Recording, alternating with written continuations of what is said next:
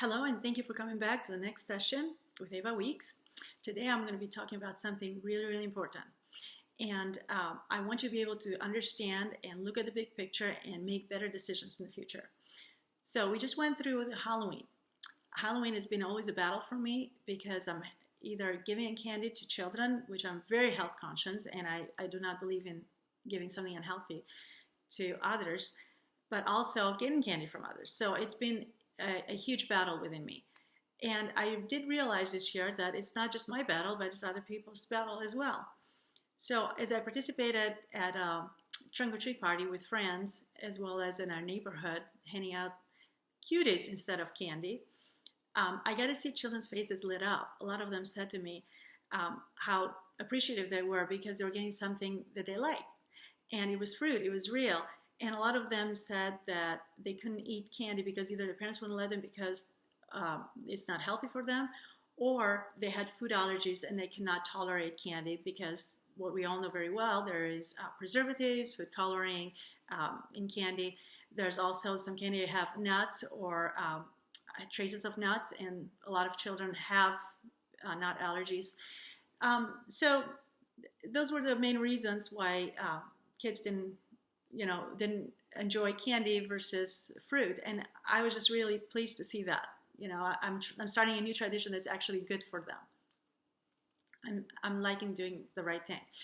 Now, I got to think a little bit about this. Well, why do we do it? If there are parents who already know that this isn't good, then why do we continue doing this, right?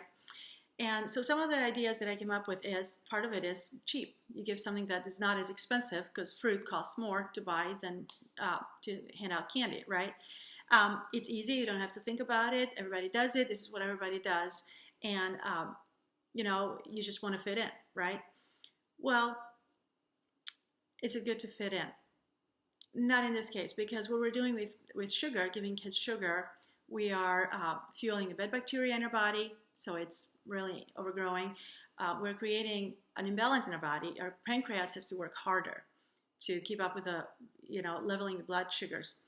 Your liver has to work harder to get rid of the toxins, right? Overall, your body is going to be weaker immunity, because now you have to balance everything out, right? And no wonder why a lot of people struggle with flu or COVID or any other thing that comes along, because now you have a weaker immunity trying to get through, right? And it's really interesting, I thought, because I was looking at the bigger picture.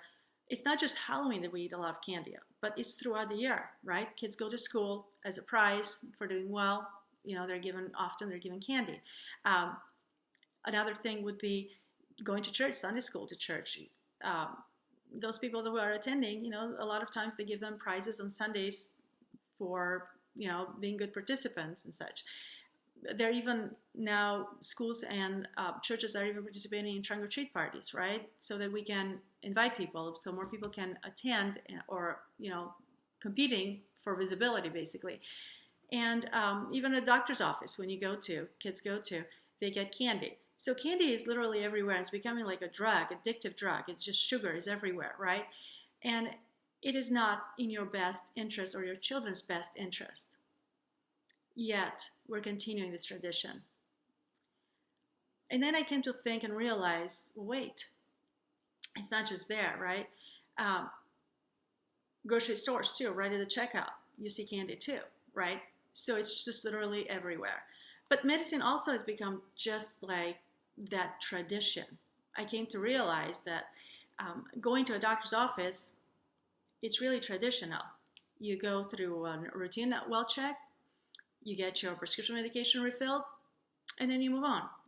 It's the cheapest way of, because of care, because insurance covers well check, will cover for your medications, and you just keep going on the same routine, the same path that you've gone all this time, right?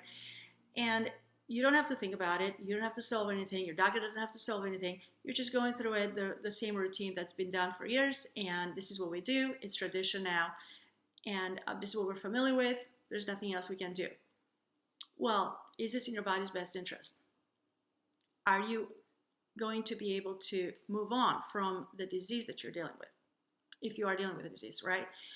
Or the conditions that you may be dealing with. Personally, I would say start looking at yourself and determining what your health will be like, what you want it to be. Do not allow other circumstances to determine how you feel and how you are and who you are, right? You want to reverse all that you're dealing with. And this is why I wrote the book titled Let Me Lend You a Hand, because I wanted people to see that there is a way you can heal yourself. There are opportunities out there. You don't have to follow that tradition that's been done, but you want to be able to move forward, solve what you're dealing with, right? According to me, and I put this at the very end of my book, according to me, the definition of the word disease is actually a unresolved health condition that's waiting to be solved.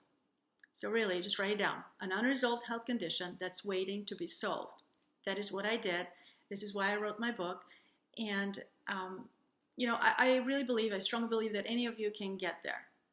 I don't think we need to allow Halloween or any other celebrations to determine how we feel and who we are, but we need to be able to determine what those celebrations will be like for us and for others. We got to love yourself and love others like yourself, right? And to give yourself the best is to take charge of yourself, right? So for those of you who are struggling with the Halloween candy, if you still have it, I would say just take it and put it in a dumpster, right? And I would say do not feel bad that you're throwing something, because we all do feel bad at one point that we may be throwing something that we paid for or somebody else paid for, because really you're protecting yourself from the temptation of diving into the candy, because right after Halloween then comes Thanksgiving, there's going to be more sugar, and then there's going to be Christmas, and there's going to be even more sugar. So you want to stop it today. All the traditions that are not in your best health interest, you want to stop them today. And do not pass them on to somebody else, because then you're providing a temptation for somebody else to struggle with their health with Halloween candy or sugars and things like that. So look at the big picture, make a decision, read my book if you want some ideas, and write down a plan. What am I going to do? How am I going to help myself to move forward so that I'm no longer dealing with Hashimoto's or diabetes or any other conditions that you're dealing with, right? Feel free to look at my book. It's titled Let Me Lend You a Hand, and it's on Amazon. And or maybe have some of your own ideas, right? But just don't let yourself be in a hike where you are lost, but you can get yourself out of there, right? You can find a path to healing. Again, thanks for watching. This is Eva Weeks, and I hope you have a healthy and wonderful week.